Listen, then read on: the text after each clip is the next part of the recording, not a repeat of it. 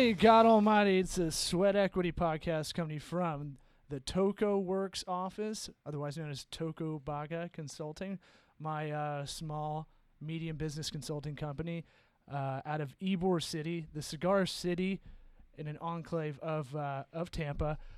I'm your host, Law Smith. Before we bring in our guest, who's on video, we're streaming it, I think.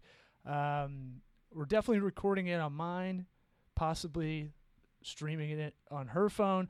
Before we bring it in, a little house dressing. Download the Laughable app. We're on this app called Laughable. I'll bring you in, then you can tell me how you feel about this app. How about that?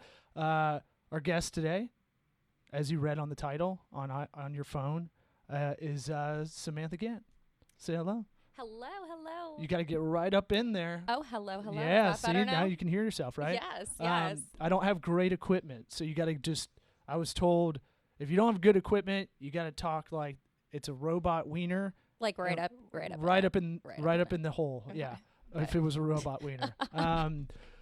So Samantha Gant owns a social media management and marketing company called Social Alchemy. That is correct. What's the website? s-alchemy.com. Mm-hmm. And so here's the house dressing I do at the beginning. Uh-huh. We want to tell people to, if you like this podcast, tell some people about it. That's all we have. I'm trying to work with Squarespace to get me a code, even if they don't have to sponsor us. I just want the referral code, just so we're in that upper echelon of podcasts that have that. So we're working on that. I'm trying to make a partnership with them since we're a Circle Squared member. That means you make You're a lot Circle of Square. you make a Circle Square. lot of websites, I guess. And so what I was going to say is we're on an app called Laughable. So the iTunes app kind of sucks, but if you do listen to it on that, give us that 5-star, give a little review, and subscribe. That's the cheat code to get up the rankings. Got it. The Laughable app basically is from a comedian standpoint, but you can tag your favorite comics. So if you like me as a comic and I jump on, I'm trying to think of another podcast, Punch Drunk Sports with my buddy Sam Tripoli, it'll let you know, hey, check him out over here as a guest instead of being a host on his. So it's kind of cool. I like the logo, by the way, the branding. Yeah, I was going to say, I just pulled up their website and the L is like, well, it's just a robot wiener. Now I think of when I see. Well, yeah, you see what you want to see. I didn't mean to Rorschach test you, but yeah, I mean, a lot of comedy stuff. I look at the branding always, and I look at the design. I want to barf half the time. So I think they did a really good job, and they've been cool to us. And I kind of like seeing where these things can go. It doesn't hurt. So get on that. I'll hook you up with a Squarespace code, I'm sure, soon enough. And then, so welcome to, is this your first podcast? Yes, it is. Yeah. Yes, it is. So this is, the Sweat Equity is kind of just about either pragmatic advice or motivational advice. I didn't really like the Tim Ferriss way of looking at stuff. Like, just believe it and it'll happen kind of things. Like, I like get up 6 a.m. every day. Like, what's practical advice for people? Or if you don't want to do either of those things, it's kind of about like, here's what's going on in your world as far as like, here's what most people would want to know. We kind of talked about some things yesterday. I don't know where you want to get into, but I guess let's do this. Tell us about your company. All right. Well, Social Alchemy, it is a strictly, like social media digital firm that is dealing with small businesses, startups, bigger brands, really simplifying the social media strategy and providing, strategies that are effective but not overcomplicated. A lot of times these become extremely overcomplicated things that a lot of clients don't understand. So I like to walk people through what I recommend and, of course, always determining what the end goal is first to build a strategy around it. So to me, in shorthand, because we were talking about this yesterday, if we can get our parents to understand what we do, it's a win. So to me, social media management marketing on the sales point, it can be, if you do it correctly, it can be the most cost-effective way to market. Oh, definitely. If you're a lifestyle brand, you should be in this zone. But even more B2B is really getting into It's getting there. A lot of results from it. Yeah, the ROI, if you do it well, can be better. And then, I'm more of an online advertiser side. Yep. Personally, we do both here, but we kick out a lot of the social work to your company. But it's one of those things where, if people understand like, oh, this gets results. Like, I don't understand, like, if you have a product that's a apparel, you gotta be kicking ass there. You need to be. If you're a restaurant, if you're a bar, you've got to figure out how to kick ass in that platform. Well, think about it this way. Previously, the best way to get in front of your target audience who would buy your product, the perfect customer used to be, they're driving to work in the morning. They'd always see a certain billboard because they drive past that every single day. They got a newspaper that was delivered to their house every single morning. They always turned on the morning news. If you look at it, really more than half the people now that are, internet savvy and such, like I personally don't have cable. So I always look to my news online. It's become the place where most people look to for news, for entertainment, instead of going to those traditional outlets. So it makes sense for you to be selling to them on the platforms that they're spending most of their time in to get information from. It's just where the masses are now. Yeah, and it's weird. I compare Facebook for a lot of people under 35 as the drunk hookup that they don't want to talk about, but everybody's on it. I read a Pew Institute study that said, like, kids are still on there because they did a good job with the messaging part. Oh, yeah. And so, because a lot of people are probably thinking, well, Facebook's dead or something like that. And it's like, Facebook definitely has skewed to an older audience. Like, if you notice, more than half the time, people are a little bit more careful now on what they post on Facebook because they're more connected with their family, old family friends that are older than them that maybe they don't necessarily want them to see going out and doing some crazy things, so they leave that to Snapchat. Yeah, I feel like to me, Facebook's the hub. Everything else is a spoke in a sense. Yep. Well, Facebook's goal, and I heard this probably like 8 or 9 years ago, was their goal is to become the internet. Their goal is that you search for things instead of going to Internet Explorer, going to Firefox. You go to Facebook and you type in that search bar, what happened in XYZ, like what happened in London, for example. I don't have cable at my house, but I watched everything that was going on through the BBC on their live stream. Huh. They want to become the place to go to find information. They want to be the internet, simply. Well, I'll be honest. Getting there. Like, I check Twitter for news. Like, that's how I use Twitter. It's really like an actual news feed. Like, live time. I want to follow. I stopped following like a bunch of like big brands and like, celebrities you like and stuff like that. And I started just following. I try to follow like, because you got to kind of figure out your own news. Yeah. Like you got to find a balance of your own in a way. Like even New York Times and Wall Street Journal used to be like the two anchors for either side. Like hate what one side or the other, but both would respect those periodicals, and now they're just terrible. Well, yeah, because now you don't need to have tons and tons and tons of money to get out to people. If you have credible, good people on your team, and you can present yourself polished, get that information, be able to stream it out, anybody can really start a news site now. Yeah, and so 20% of all internet traffic is on Facebook. Do you know that? Yeah, it's crazy. Like I told you, they're trying to be the internet. They're trying. I mean, like 1 in every 6 people, maybe 2. Maybe it's like 1.5. I can't remember. Out of 6, every 6 people is on Facebook or something crazy like that. Look, I'm sleep deprived, so some of these stats are going to come out a little punchy. But what are you seeing? What do you think are the 3 kind of key parts? Like, give some practical advice, right? So let's say I want to start a taco bar kind of place. Pretty simple concept. Maybe like a taco. Just like a taco, just place good old tacos. Mexican food. But make sure that they have let's corn call tortillas and not flour. Yeah, let's call it sit down, not quick serve restaurant, not like Chipotle. Let's call it a little bit upper than that, maybe $12, $15 plates, nothing Cool. crazy. Yeah. Margaritas, beers, all that stuff, all right? Just your typical Tex-Mex. How about that? Tex-Mex, yeah. Think of Texas Mexican restaurants. What do you think, like, because you have kind of three parts to this, and I wanted to use a through line of, like, this Tex-Mex restaurant. Okay, so if you're starting this restaurant with your buddies, and you got good product, that if people come, they're gonna really enjoy it. Well, okay, so you develop this brand. Don't feel like this has to be the end all be all. This is a podcast. We're just chilling. Yeah, I just want to make sure. I can't tell if you're tense or not. No, I want to make sure you're comfortable. No, I am. All right, good. I'm always comfortable. Okay, along cool. with you. All right, right on. All right.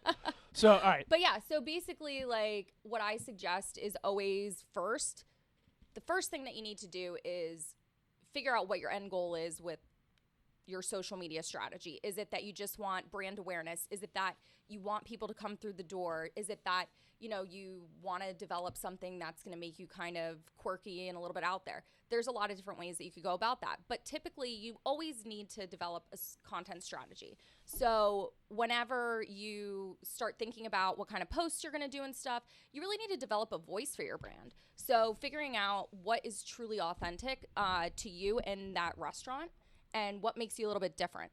So making sure that tonality comes through always. So, like, I have a tough time explaining a brand message to a lot of clients.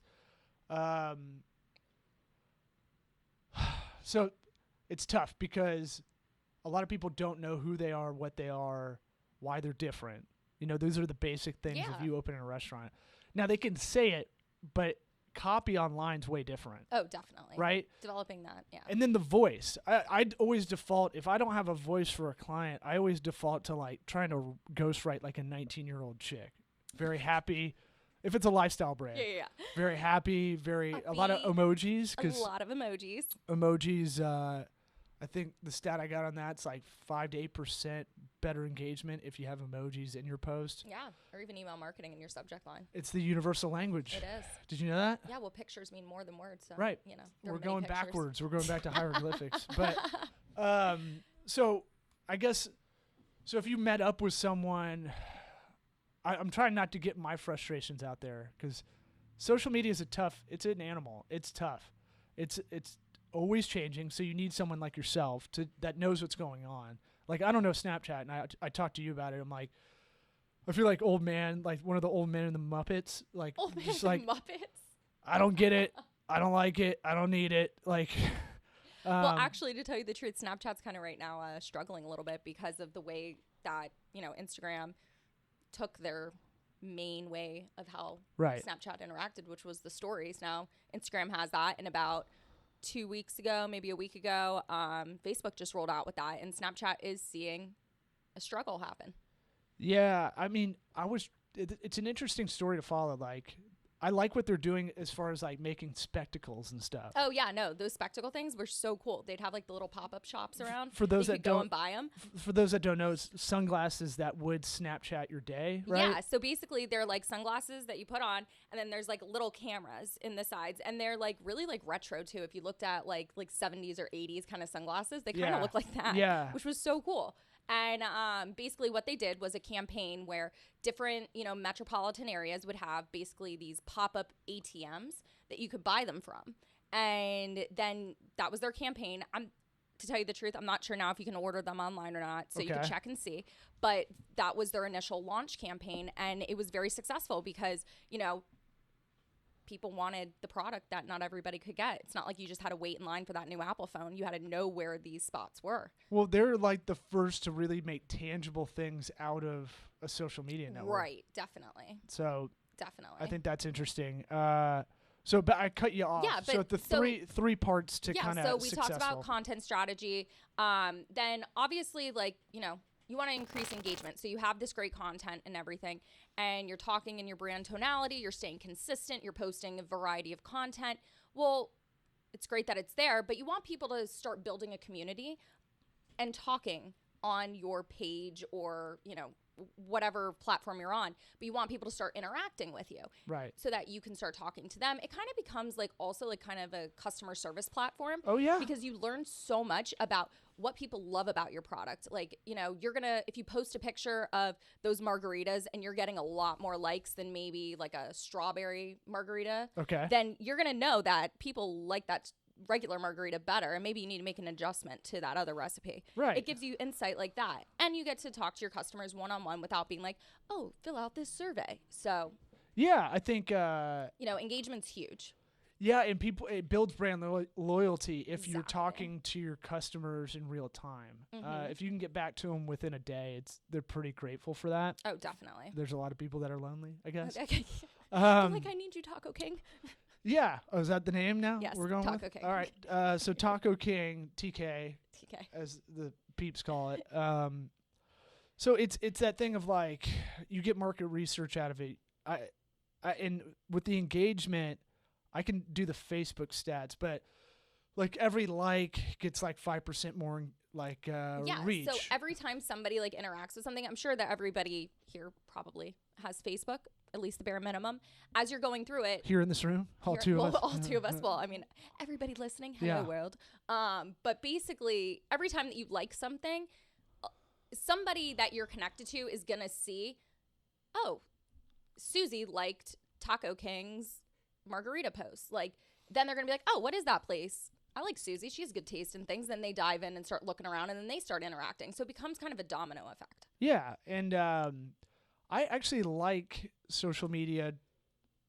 So to me, social media is about discovery, right? Oh, definitely. It's about finding out what's going on. I always explain the difference of like, I use the boosted post kind of scenario, right? Mm-hmm. You found out about, so you're Taco King and you're doing the strawberry margarita and you're like, let's see if people like this. And maybe if they do, we'll make a special out of it. So you're getting the market research aspect out of it. But then when you boost it to get to a certain audience, that's when it becomes an online ad. So this kind of gets, I always like to delegate that line because it can get really kind of gray for a lot of people. Well, and I also definitely recommend whenever you are doing a social media strategy to put some funds behind it for ads. I really do. No, I know. I'm laughing. And that's where you and I have worked together really I know. well. I'm laughing because it's like, wait, we got to pay you and then have an ad budget? Well, and you're it's like, just like yeah. the traditional media cost, though. Well, I know. And Just it's like, explain it like the yeah, billboard. bitch, what do you think? Like, what? It's just the traditional media cost. It's just in a different way. And and then the other side of that too, on the client side, is like they think shit's gonna happen instantly, and it's like, look, if I have a big budget, yeah, it will happen instantly. And if I have a product, even easier. If it's like brand awareness or local service or something like that, where I have to get people through the doorway, that's the big idea. Let's get them through this threshold. The rest is up to you. Except we can't follow those leads. We can kind of narrow it down. Yeah, I just had a conversation with somebody about that yesterday. Yeah, if you're a restaurant and you go, everybody has to make a reservation through OpenTable. Right, then you. But if they're not taking leads when people call in and walk up, then we don't know how successful we are. So there has to be, I always say, like, it has to be kind of like a 70-30 kind of thing or 90-10, depending on the relationship. I go by the 80-20 rule. Yeah, well, I don't say 80-20 because people think of the 80-20 rule, right? So, like, I purposely kind of skipped over it because people think about that. They don't think about effort on that 20% side. True. Good point. For them to be, I always say, like, there was a quote I heard, like, you can't jump a fence that's leaning on you. You can't kiss a girl that's leaning away from you. If you jump at her, you can. Then there's a third part. I forgot. There's some old saying about that, but like, it's basically like it has to be a collaboration effort of sorts. Like, we can do very cost-effective campaigns and get a lot of ROI out of it. At the same time, it's like, honestly, the timeline that I try to give people is, and it varies by industry, but pretty much 6 to 9 months of very consistent activity. Yeah. You can start seeing. For Taco King. Yeah, for Taco King. I mean, and the thing is with Taco King, that's going to be a little bit quicker because it is a strictly consumer product. It's a place that anybody can go to. It's not a niche market. Right. So, but yeah, typically what I say to people is if we're consistent, anywhere between 6 and 9 months, you're going to start seeing a little something happening. Yeah, and that's a tough thing because everybody thinks this stuff should happen immediately. I know. And it can. If you're set up to do it, and I took over, let's say you fired an agency or a firm, and we had to pick it up, but we had all the collateral, we had all the content, we had the strategy laid out, then yeah, of course. But it takes a lot of onboarding. So I always like to put that out there because it is that thing of like, there's a lot of people listening, and they're probably trying to do their own thing, and it's like they give up because they just go, it doesn't work. And you're like, you don't know how to do it. Yeah. Consistency is key. Your content may change against platform too. So like, you need to speak the language for each of the platforms, and each platform really has its own language. Right. Like frequency, right? So how many times are you posting? So on Instagram, I post at least 1 time a day. On Facebook, depending on the industry that you're in, it's either 1 time to like 3 times a day. Right. And then Snapchat and like any sort of, now like with Instagram and Facebook, you can have all those stories too going on. So that's really just as your day goes on. And if you're like out and about doing meetings, if you're out and about like, Taco King's finishing up their building and they're getting all their products, and you should be doing that the whole time. Yeah. You're pumping Taco King on a podcast. I know, Taco King. If there's a Taco King out there, you owe us. I guarantee there is. They're like, I want to be Taco Bell and Burger King. Taco King. We'll put Maybe a burger. That's where I got it from. We'll put a burger in a chalupa. But like, I see people making this error a lot of the time too, and I always talk about so I should have said this at the top, but social media, don't hire a 17-year-old kid to do it. Yeah, just because that they're on it the whole time. It doesn't mean they know how to use it. To me, it's the new PR. It is your voice. It's your company's voice every day. And speaking of that quality control of talking to your customers or clients or potential clients, like that is that thing of that's that thing about like they don't know how to respond in a customer service way sometimes, because I've had to manage a customer service team at one point, and it's like for a little bit, and it's like, oh, you just don't know how to talk to people yet. Yeah, no, you like just... this is formulaic, but you still don't know how to do it. And so like that other part, the biggest part of what I say, like judge the person that's doing it if they have their system set up that they don't accidentally publish the wrong thing. Oh my gosh, drunk. The horror stories. Oh yeah, I've seen it so much. I've picked up clients from people fucking up multiple times. I remember like it was like right when like Twitter came out. It was like the first time I ever heard of like a social media horror story. Anthony Weiner. You worked for him? No. Oh. So bad. I personally have never had a, knock on wood, any sort of mess up like that in terms of social media, but I know there's certain things that you do to safeguard and make sure that doesn't happen. Because like me personally, I love like keeping like, I have a lot of different friends around the country and the world that I love to show what I'm doing with, but I have very specific ways of doing it. Like one, I do not keep things on my personal profile that have to do with business. Oh. I have separate, like I have like a bunch of fake Facebooks. Oh yeah, sure. Like that have to do with whatever, client I'm working with. And then also, so like safeguards like that, just making sure that one, you have good judgment. Yeah. I'm saying like, I know personally you have systems set up. Oh, yeah. Like people also don't realize you can schedule a lot of the posts except for Instagram and Snapchat. Well, you can schedule Instagram. I just don't like to. It's not there yet. No, well, like Facebook, you easily can. Like it's set up for Twitter that. Too, yeah. Twitter too. You can do Hootsuite or Buffer. Yep. Those are the go-to social media management systems. Or if they you're don't really They don't really do LinkedIn, I don't think. They do. Hootsuite does? Yeah. Really? Yeah. They just make it really hard to delete things once like you put it on there. You have to actually go into LinkedIn to delete things then.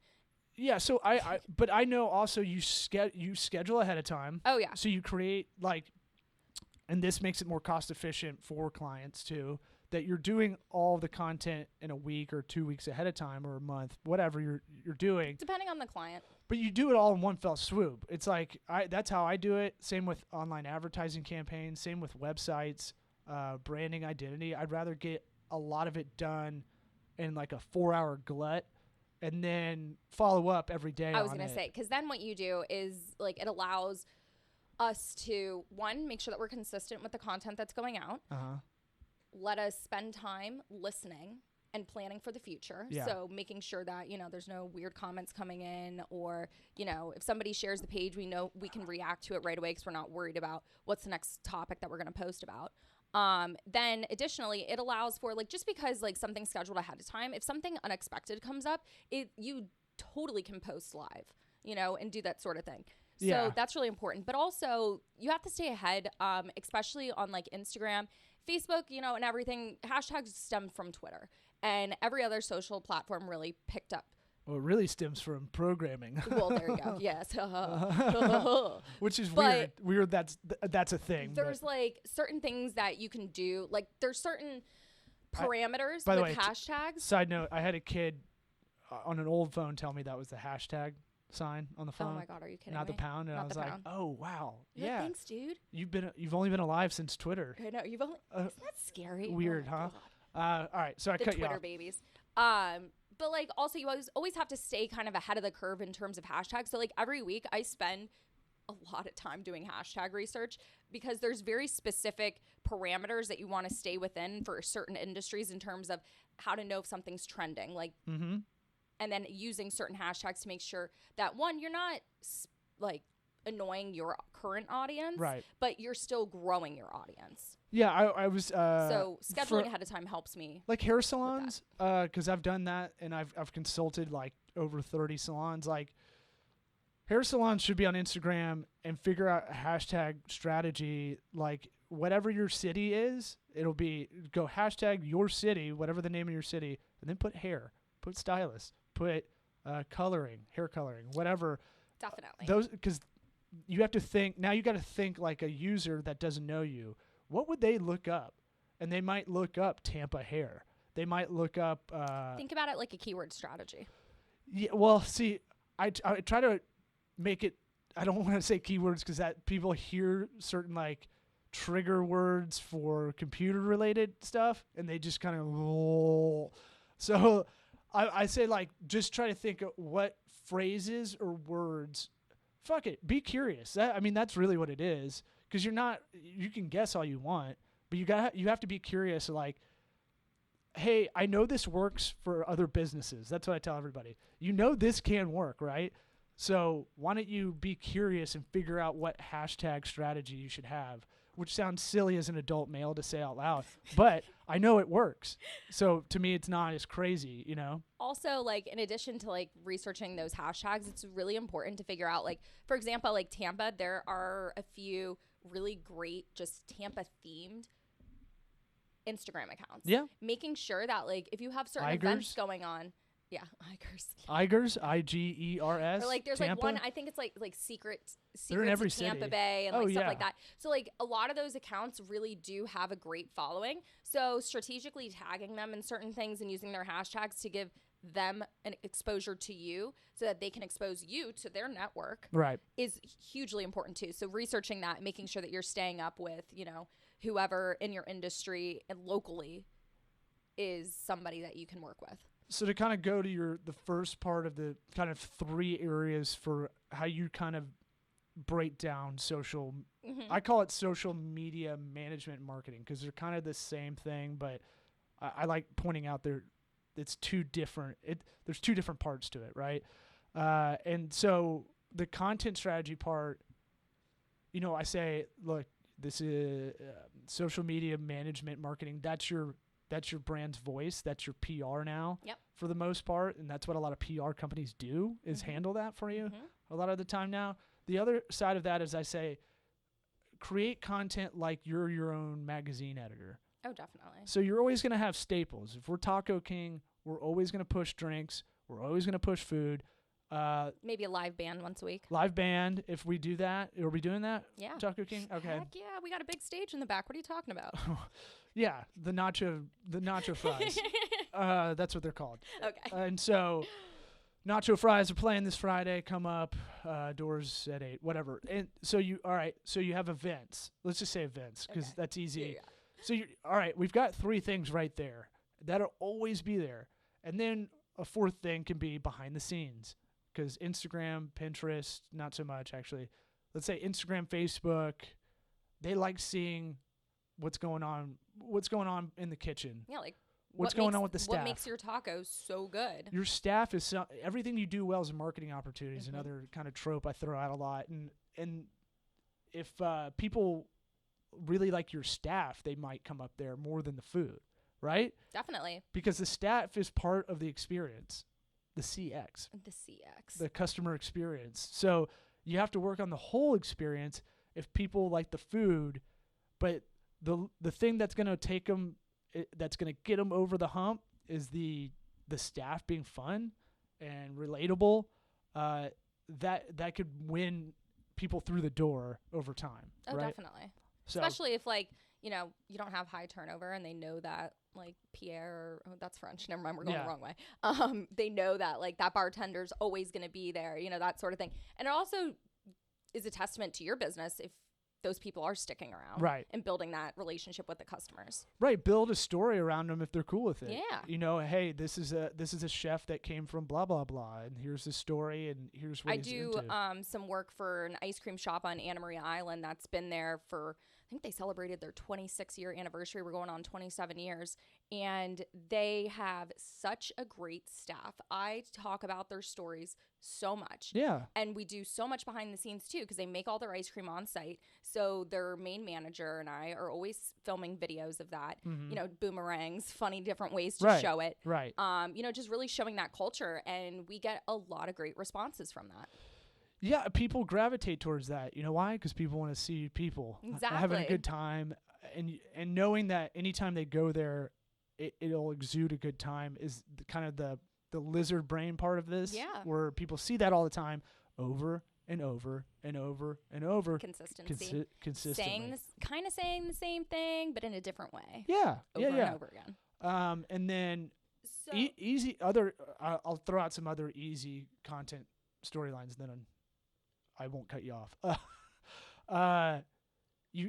You can always talk about what you're doing in the community, any competitive advantage you have, any sales angle you have. Always talk about that. Hey, we're GMO free, or we love GMOs, whatever it is. I personally love GMOs. So it tastes so good. I'm with science mostly. They're not all bad. So I'm saying write down all those competitive advantages. What makes you better than your competition? It could be location. Hey, we're here. It's real easy to get a hold of us. Wait here. I used to see this in LA. Was come in here and wait out the traffic. Yes. For happy hour or something like that, which isn't very good in the end because you're drinking and then driving back on the freeway. But people go to the getaway and do that. But I mean, go hang out here. Don't be stressed out on a Friday or something like that. Yeah. And so, try to think of it, you're selling it almost like you're the angles. Always think like you're selling it like Glenn Ross.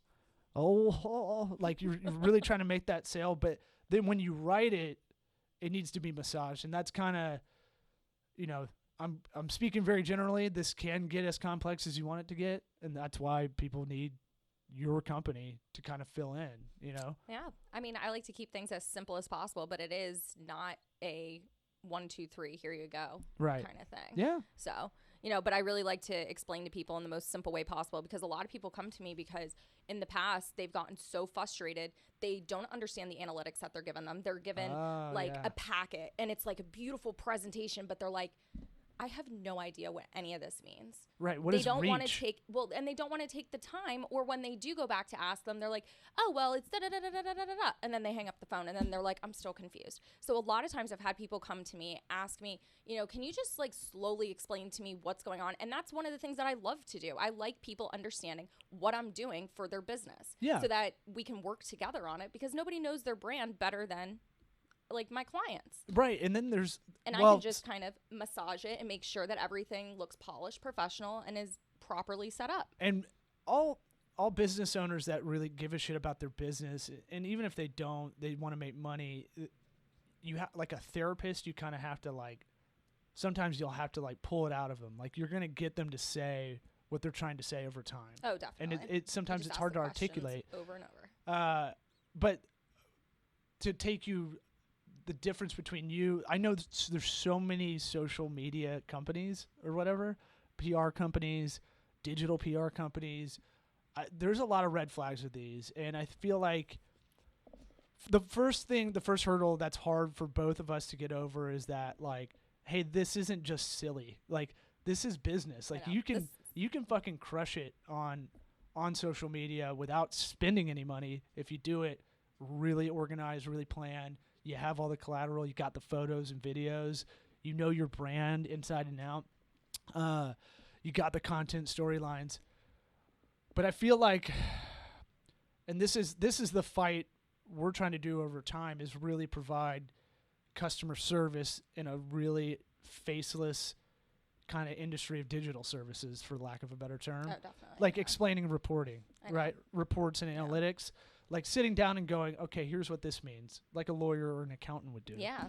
Except we don't have the school. We don't get there's no Florida bar or any of that we can go to. There's no, I kind of wish, because we were talking about it yesterday. It's like, maybe we just start up our own accreditation, just make bank that way too. But people want to see a badge for whatever reason. They don't want to see like, oh, here's what you did before.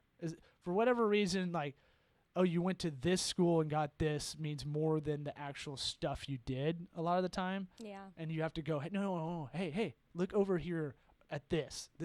I got 4,300% ROI on this campaign. Mm-hmm. And I have to write a case story and then walk them through it.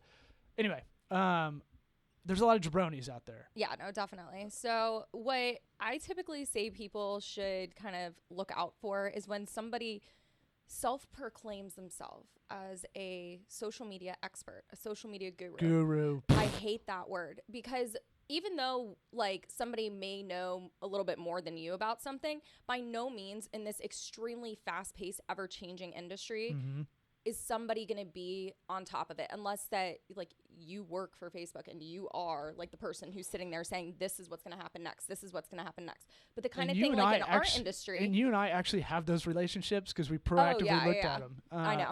It's nice to know people there. No, you need to, because to me, I want to know the next thing before everybody else. Oh, definitely. Yeah. But you know, definitely staying on top of your research and staying ahead of the game really does help position yourself to be in a place that you can say to somebody, this is what's going to happen next. We need to prepare for this. But by no means should anybody be really saying that they're an expert or a guru. That's a big red flag to me. Also, somebody who doesn't want to sit and explain, like I said, what they're doing for you, breaking it down in phases to say, this is our initial like kind of like scrubbing setup, like depending on if you already have accounts and, you know, we need to go through it and make sure that everything's set up properly, or we need to develop it for you. So that onboarding process. So like an example of like, I need access to your Facebook page, and then let me clean up all the information on there, because people do root around on your page. They do. Whether you believe it or not. It's like a website. Yeah, unfortunately, people think it is a website, like the website. Everything should pull back to your website for that content strategy. But that online advertising part of it. But that's something else podcast. that, you know, I've had a lot of frustrations with is, and I feel like this is a topic that a lot of people like to talk about. It's buying followers, or, you know, kind of pestering accounts that are trying to grow organically. There's certain patterns that you can look out for to know that somebody's using a software or they're buying followers and that sort of thing. And, you know, these are the type of organizations that you also want to stay away from, because buying a follower, just because you have that number there, doesn't mean in the long run, like we were saying yesterday, it's like the Trojan horse. Right. Yeah. It's false. It's false leads, essentially. So I always go with like analytics. I go, look, the most important number, of course, is the money you're spending on this to money coming back, right? And that's what I put on our proposals. We're nothing to our clients unless we provide ROI. Right. And I put that as almost like, hey, reminder to myself to, you know, nothing matters what we're doing here as a service company unless we're improving the business. Right. And so what people don't understand is they look at followers as a main statistic. I can buy followers on Fiverr if you want to go on Fiverr, Fiverr.com. Don't go there. You don't need to. Your account may be shut down. Though. Yeah. There's a risk to it because you got to think of the agenda of the platforms that you're doing this on. So Twitter doesn't really give a shit. I don't know why, but like a third of all followers are fake anyway. There's bots everywhere. Yeah. Instagram and Facebook are not like so strict, but they will crack down on it.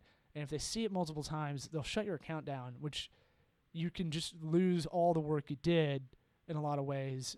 Or if you really rely on this channel as a main source of business, you're screwed for however many days they suspend it. And honestly, once you pull that trigger, it's really hard to reverse it. Right. You know what I mean? It's like maybe like one, like I remember. I had to make like a court case and submit it, essentially. I was like, no, this wasn't us. We're not affiliated with this thing. It's a little bit ridiculous how that happens. I mean, there's definitely tools out there that help automate and do certain things, but even those tools you need to be very, very careful with. And I have like a very strict strategy when I do use something like that, because you do still really want to seem authentic, real to the brand, real to the people that you're interacting with. A lot of times, like if you see on your Instagram, you're going to get a ton of comments after you use certain hashtags, and it's just going to be like random emojis or, hey, you got a great gallery. And then on your feed, you're going to see a pattern of that. They liked that photo, they commented on that photo, and then they followed you. And then if you don't follow them back, or even sometimes if you do follow them back, within like 3 or 4 days, they're going to drop off. It's a lot of drama. It is. But these are like certain patterns that are happening out there that, you know, everybody looks and they're like, oh, they have 10,000 followers. Oh, they have 15. You know, I know people who are organically growing their following and they're killing it. They're doing a great job. And it's because, you know, they're being authentic. They're spending the time. They're doing the research on their own. And they really are providing a value. They look and they say, okay, what is my simple 5-year-old understanding? Like, what would a 5-year-old understand of what I'm trying to accomplish on this platform? Yeah. And once you have that nailed down, you will see success. Well, I mean, we literally, when we talk about all this stuff, we could go for hours, and we're like, hey, we got to get to work. But I've got to cut us off right here, close to the 45-minute mark. Let's do this. Tell people where to find you. If anybody does want to hire us, we're preferred partners. So sometimes I sub Social Alchemy out. Sometimes we'll be subbed from them. Yeah. And sometimes we're a combo effort, just to kind of fill in a lot of work, because these bigger brands we're starting to work with, there's a lot, and just organizing it is like an insane task. But give all the plugs. Yeah. So you know, my website is s-alchemy.com. That's s-alchemy.com. And all my contact information's on there. There's more information about me, how I help my clients, and my social network. So I look forward to connecting. Thanks for doing that. Peace.